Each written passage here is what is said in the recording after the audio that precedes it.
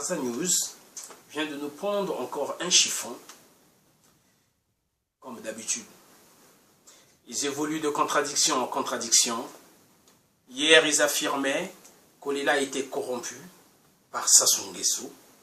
Aujourd'hui, ils affirment qu'Olela est fauché et à la recherche des sous, d'où il aurait négocié un rendez-vous auprès du tyran Sassou à Oyo.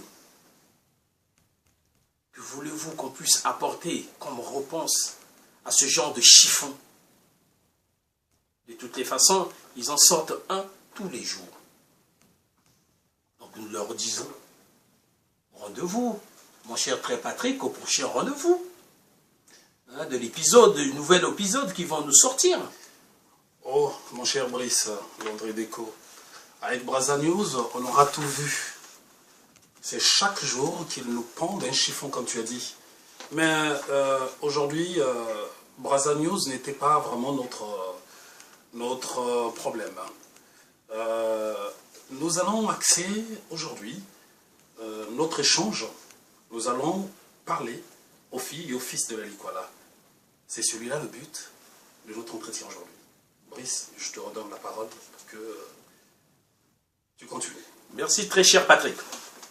Mais comme nous vous avons promis une adresse aux Congolais et plus particulièrement aux ressortissants de la Likwala, en fait la Likwala est l'un des 10 départements du Congo situés au nord du pays, avec une superficie de 66 044 km² et d'une population qui avoisinerait approximativement les 160 000 habitants en 2011.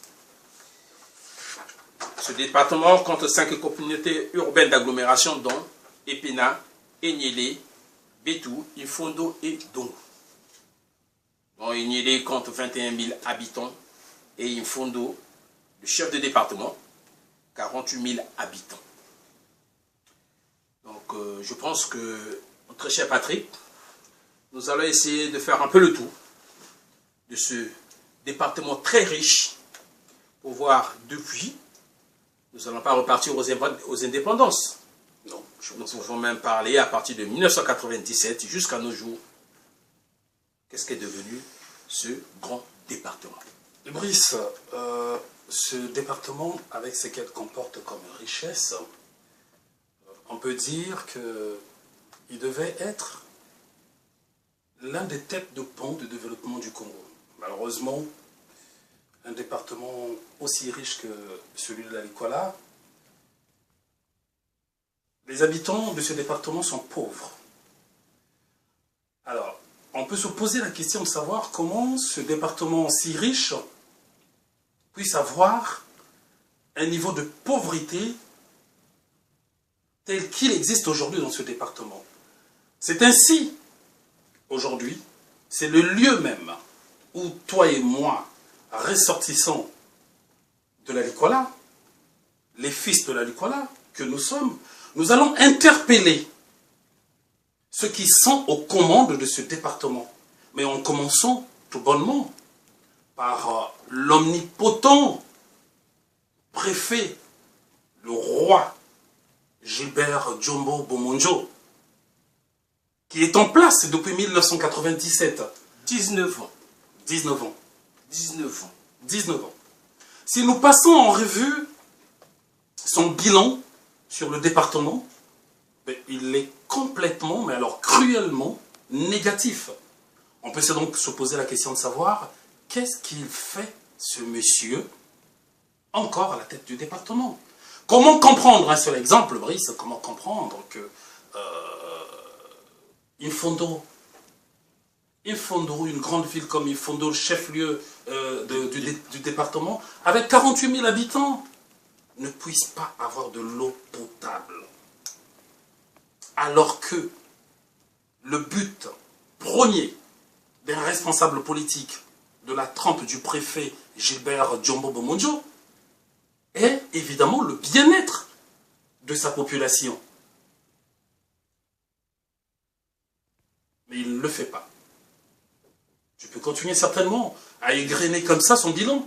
Bien sûr, je peux même enchaîner à Enyele, qui compte 21 000 habitants en 2011.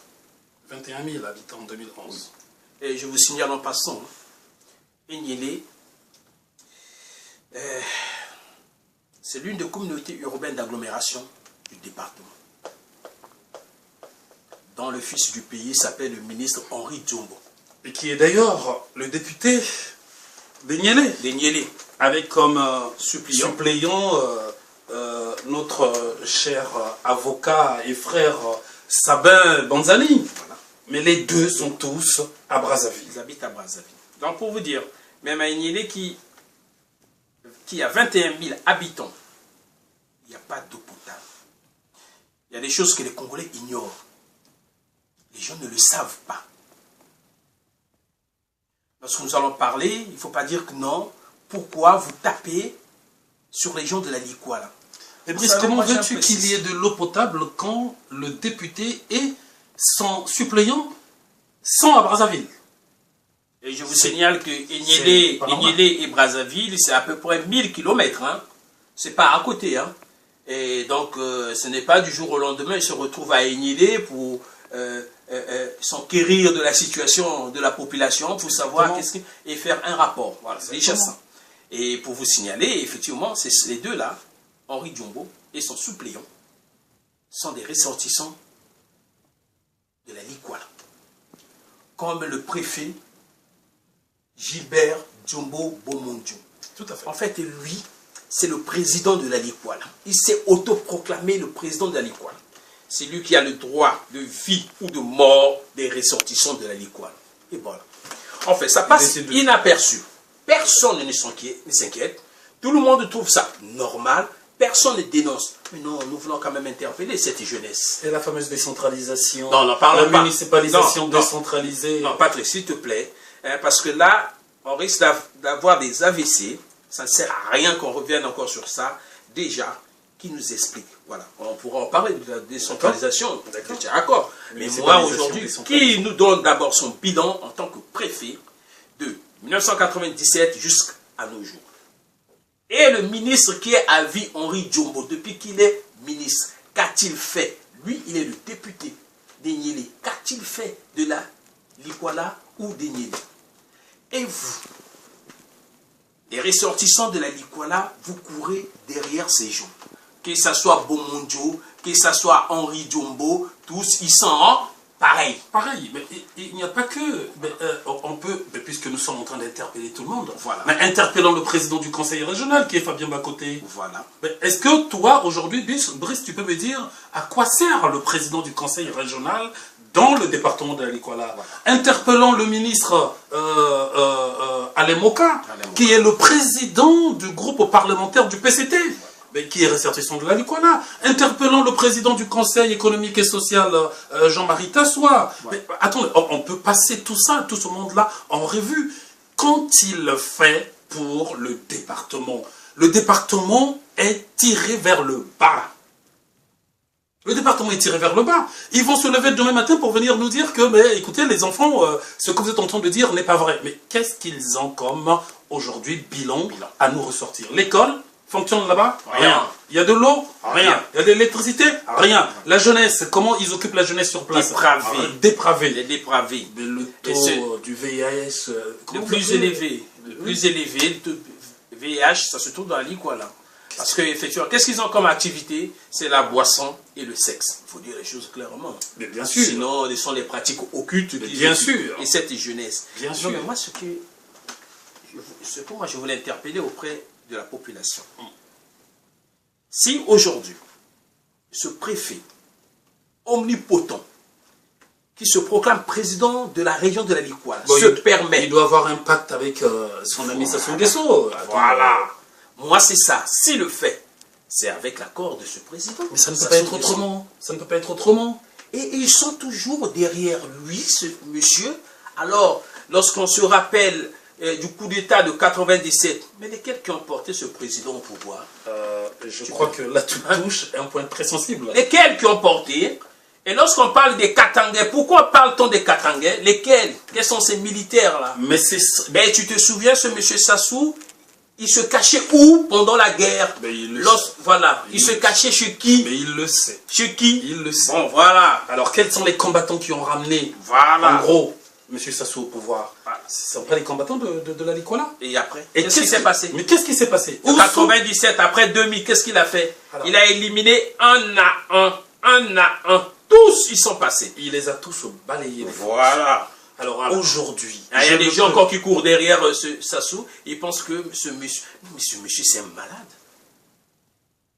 Je ne peux donc pas comprendre qu'aujourd'hui, qu'il y ait encore dans ce pays, sinon dans la Likola, les filles et fils de ce département pour courir derrière les gens comme le Gilbert Djombo Bomonjo, Henri Djombo, j'en passe. C'est pas possible.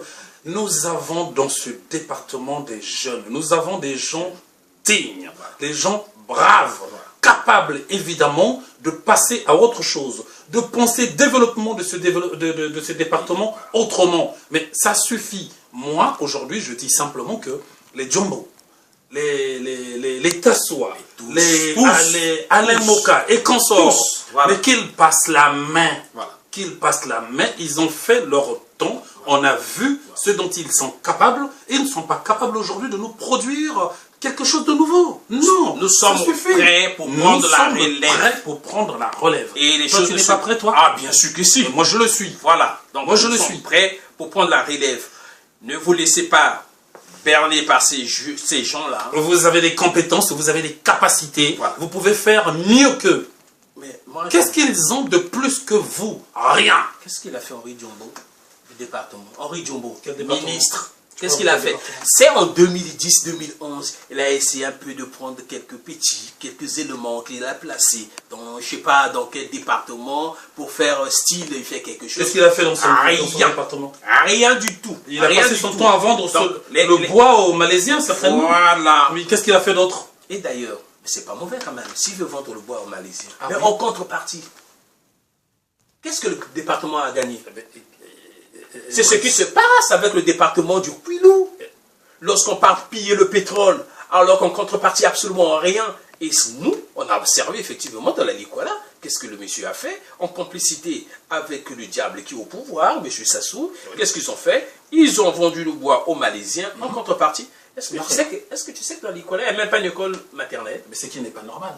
Une école maternelle. Mais toi, tu parles d'une école maternelle. Mais dans quel état se trouvent les écoles qu'il y a là-bas? Voilà. Ils ne pouvaient pas demander aux Malaisiens, bon, écoutez, voilà, en contrepartie. En contrepartie, vous nous faites ceci, vous faites... Il n'y a rien. Un centre de santé. Allez me dire que ces gens sont intelligents. Voilà. Allez me dire qu'ils sont intelligents. Allez me dire qu'ils pensent ce département. Allez me dire qu'ils pensent au Congo. Mais vous aurez tout le mal du monde à me le démontrer. Voilà. Je suis désolé. Voilà. Voilà. C'est ce qu'on dit effectivement. Mais de toutes les façons, restons optimistes. Restons optimistes. Nous avons intérêt d'ailleurs. Hein, il suffit de conscientiser nos populations. C'est ce que nous faisons. Voilà. Avec le plan parfait du redressement de Guy Brice Parfait Kolela. Tout à fait. Avec la création de... Moi, je l'ai même là. Cette décentralisation... je l'ai même là. Territoriale. Oui. Je pense que non.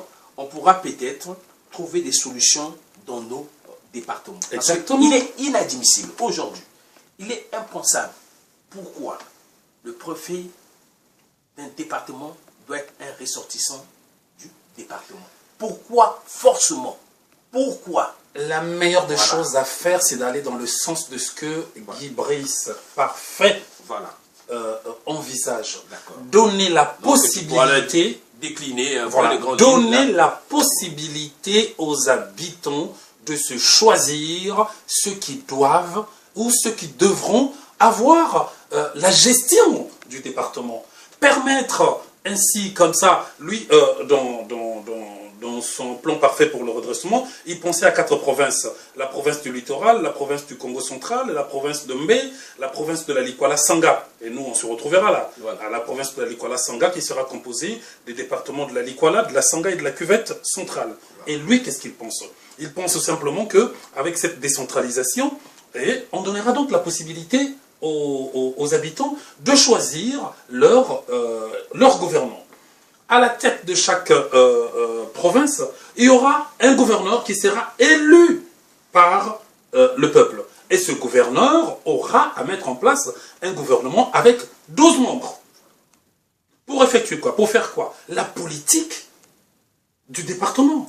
Ils décideront eux-mêmes, de par eux-mêmes, ce qui est fondamental pour eux.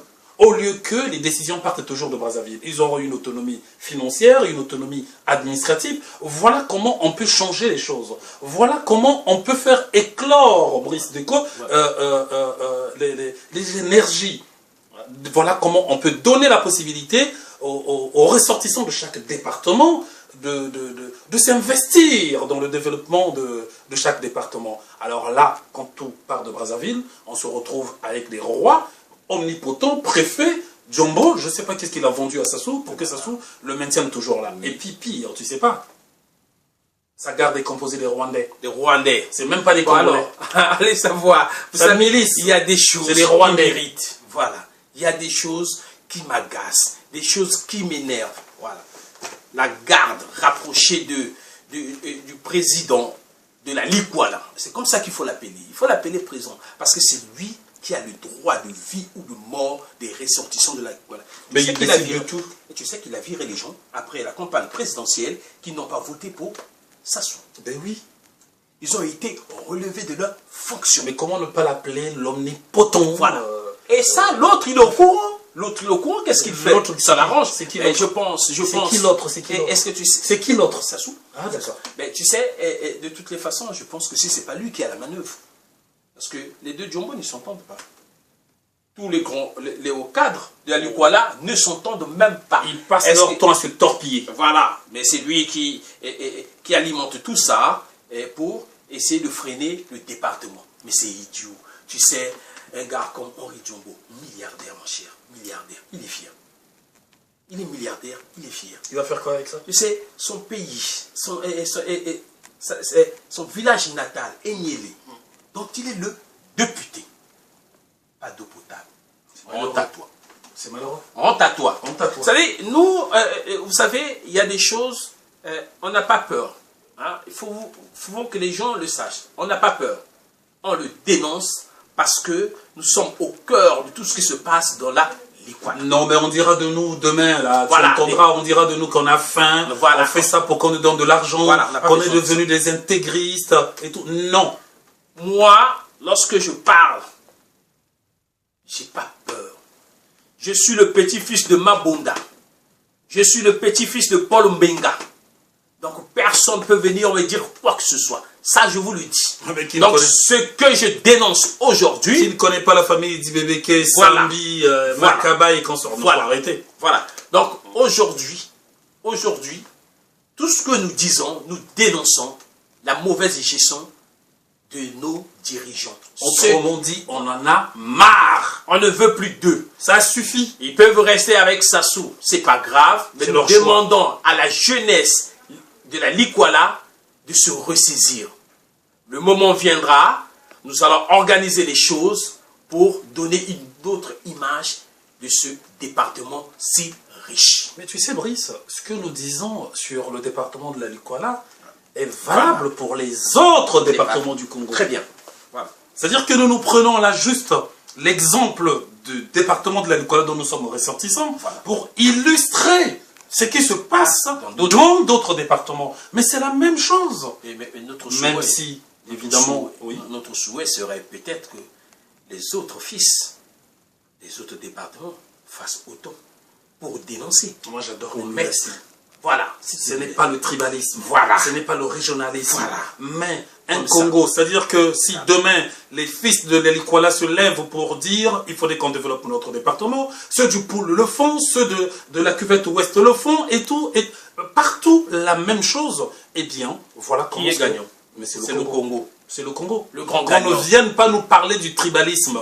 Ça, c'est le mot à la mode de tout le monde. Tribalisme par ici, tribalisme par là. Voilà. Si on parle de Kolela, on est tribaliste parce qu'on est du Poul. On est fanatique. Voilà, on est fanatique. Voilà, on parle d'Alikwala, il faut trouver quand même quelque chose. Mais toi, tu es mal placé, toi. Ah, bah, voilà. Toi, tu es mal placé. Hein. Il faut trouver. Toi, avec une maman ressortissante du Poul, papa de l'Alikwala, bon, voilà. Je ne sais pas où te situer, toi. Bon, voilà, c'est ça déjà. hein, international.